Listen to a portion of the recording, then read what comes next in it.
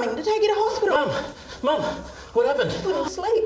He was hot and sweaty, couldn't keep still. He got up to go to the toilet. I heard a crash. He just fell. Dad, you okay, old mate? Hey, yeah, I'm all right. Hey, come on. Okay. Everything's fine, Dad. The ambulance is coming. We're all here. Hi, Tom. What have you been up to then? Having a bit of excitement to start your day. What happened this morning, Tom? I was on my way to the toilet, and next thing I knew, I was on the floor. Felt I couldn't get my breath. You must have both got a fright. What happened just before you fell? I'm not sure. Just remember being on the floor. That's okay, Tom. We'll have a look at everything and see if we can find out what's going on. You've been coming to the hospital for some time now, haven't you? How long's it been? Yeah, it's been a while now, hey. Over a year now. What's your biggest worry at the moment? I'm okay, really. I've got a family coming around to help Seth, which is a good thing. Tom, I can see a difference in you since we saw you last. And I can see that you're in pain and that you seem to be having trouble breathing. Tom, I'd like to talk to you about some medications we can use to help manage your pain and breathing. How would you feel about having a chat about that? Perhaps there's someone else who'd like to be here while we talk about these things? Or I can ask Nancy, our Aboriginal liaison officer, to come in.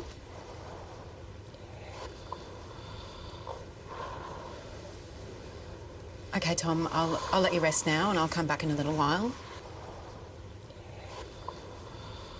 Here's your call button, okay? I'm just going to put it right there. All right, if you need me, just call, just press it, okay? All right, be back soon.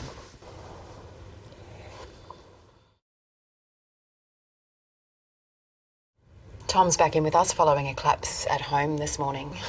I've started admitting him, but he just wasn't comfortable talking to me about this last episode.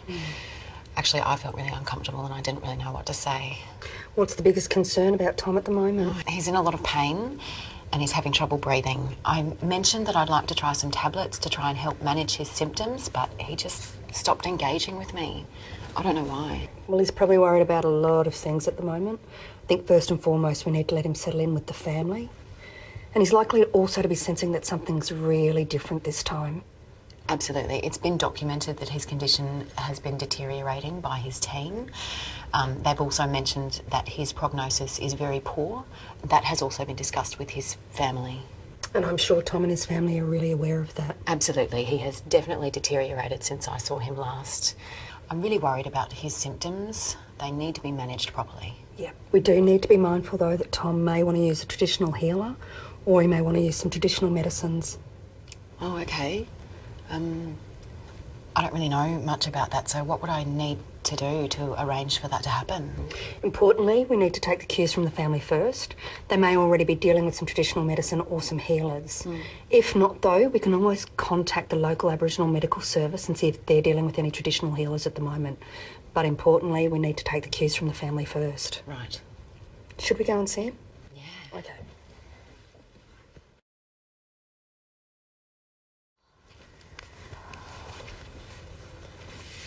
Hey, Tom. Good to see you. How you doing, sis? Good to see you, Jimmy. You been all right, Uncle? You been up to country lately? He was up there a month or two ago. Is that right, sis? Yeah, about that. How's all the mob? Yeah, they're all good. Good. Now, Uncle, I've heard that you've been talking to Sarah, the nurse, and she's told me that you're in a little bit of pain and you're breathless. Yeah. I don't want them to put me on that morphine. Remember, Seth? When they gave it to Annie Joyce, that morphine made her real drowsy. She couldn't even speak. And then she died the next day. I'm not staying here. We can manage at home. Anyway, I want to see Uncle Joe. Yeah, that's okay, Dad.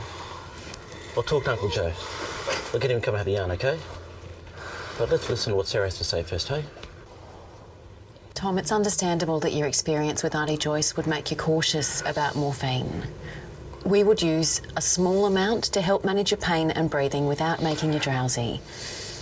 From what you're saying, it's really important for you to be awake and not drowsy, is that right? Yeah. Not drowsy. I want to be awake so I can have a yarn with everybody. Keep in control. That's what this is all about, isn't it? Let me look at this brochure with you. It's good. It tells you all about morphine and how it might help you. It helps explain the medical jargon. Let's go through it together. Okay, Tom, so does that make a little more sense now about why we're wanting to use morphine to help control your pain and breathing? Well, why don't you have a yarn with your family? I'll go and have a chat with the doctors now. I'll come back and we can talk through anything that you need to. Hey, Sarah, I'll start tracking down Uncle Joe. Who's Uncle Joe? Uncle Joe is an elder back in country. He's what you call our traditional healer. It's really important that he's part of all the decisions that are made. Okay. Does he need to come down here or can we get him on the phone? Oh, we can get him on the phone. Okay, I'll try and set up a family meeting via a teleconference. Would that be okay? Yeah, no worries. Thanks, Sarah. Okay. Jimmy, I wondered if you'd like us to move your dad into a single room up near the entrance of the ward. There's a big area there where your whole family can wait and probably visit your dad in larger numbers than just the usual 2 visitors at a time policy. Sounds great, thank you. Okay. Is there anything else that you need right now? Dad knows he's not going to make it back home to country to die. I really do think he needs to share his stories with the folks back home. I think he really needs to say his final goodbyes. It's really important.